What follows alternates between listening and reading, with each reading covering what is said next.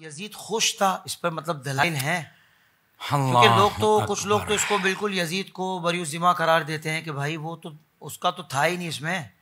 تو اب جہاں بھی ظلم کی بات آتی ہے اس واقعے پر تو ہم کہتے ہیں یزیدیت. یہ بھی سن لیں. پہلی بات یہ ہے، وہ کہتے ہیں جی نبی پاک نے فرمایا تھا جو قسطنطنیہ کی جنگ میں جائے گا تو وہ بخشا جائے گا. تو یزید چونکہ گیا تھا تو بخشا گیا تھا. تو میں نے کہا پتہ ہے آپ کو وہ پہلا قافلہ کب گیا تھا؟ پہلے قافلے میں تو یزید تھا ہی نہیں. یہ اللہ تحقیق بات کر رہا.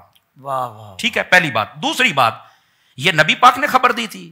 یہ بالکل کم از کم 20 سال پہلے دی تھی. تو میں نے کہا تم تو نبی کا علم غیب مانتے نہیں، ظالمو اب مان رہے ہو. یزید کو جنتی بنانے کے لیے غیب کو بھی مان رہے ہو. تمہیں شرم نہیں آتی ہے؟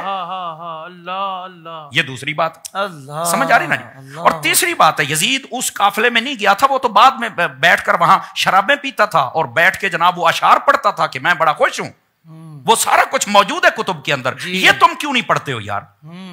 تم صرف حدیث قسطنطنیہ کو دیکھ کر جناب اس کو جنت میں ڈالنا چاہتے ہو. اور ظالمو، اس کو جنت میں ڈالتے ڈالتے تم خود بھی اس کے ساتھ جنت میں جاؤ گے. خدا کا خوف کرو. جی ایک وجہ یہ ہے، اور اس کا پس منظر وہ بھی میں نے چند لفظوں میں عرض کر دیا. دوسری وجہ یہ ہے، جو اس کو بچانا چاہتے ہیں وہ پتا کیا کہتے ہیں، یزید تو وہاں تھا نہیں، اس کا کیا قصور ہے، وہ تو اپنی جگہ پہ.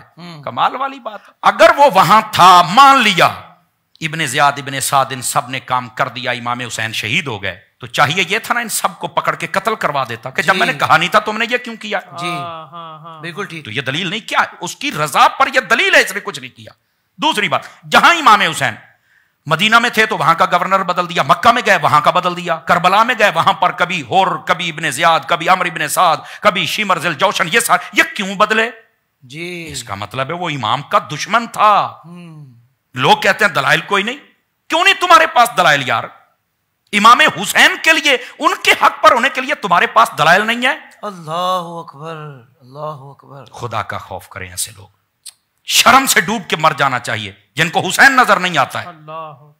یزید کی طرفداری کرتے ہو اور ان کے لیے دلائل ڈھونڈتے، وہ تو وہاں تھا نہیں. یہ آج کا بھی اصول ہے، جب بھی کوئی کام ہو نا تو ظاہر سی بات ہے جو حکمران ہوتا ہے وہ بے شک اسلام آباد میں بیٹھا ہو، مجرم وہی کہلاتا ہے. اس کی حکومت میں ہوا ہے، اس کو چاہیے تھا بعد میں پکڑ کر ان کو پکڑتا، سزائیں قرار واقعی سزا دیتا، نہیں دی ہے. تو یہ دلیل ہے اس کی رضا پر. اور تیسری بات، لوگ کہتے ہیں کہ اس پر کیا دلیل ہے؟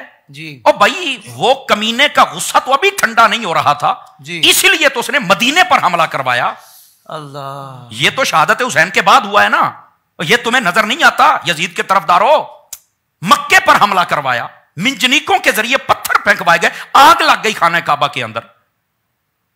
مدینہ شریف کی کتنی 3 دن کے لیے نمازیں نہیں ہوئی، یہ تمہیں نظر نہیں آیا؟ اور باتیں کرتے ہیں کہ اس پر دلیل کیا ہے. اندھے ہو گئے. جیسے ان لوگوں کے حلالی ہونے پر دلیل کوئی نہیں ہے نا، ویسے یہ سمجھتے ہیں کہ شاید ادھر بھی دلیل کوئی نہیں. خدا کا خوف کرو. بالکل ٹھیک کہا آپ نے.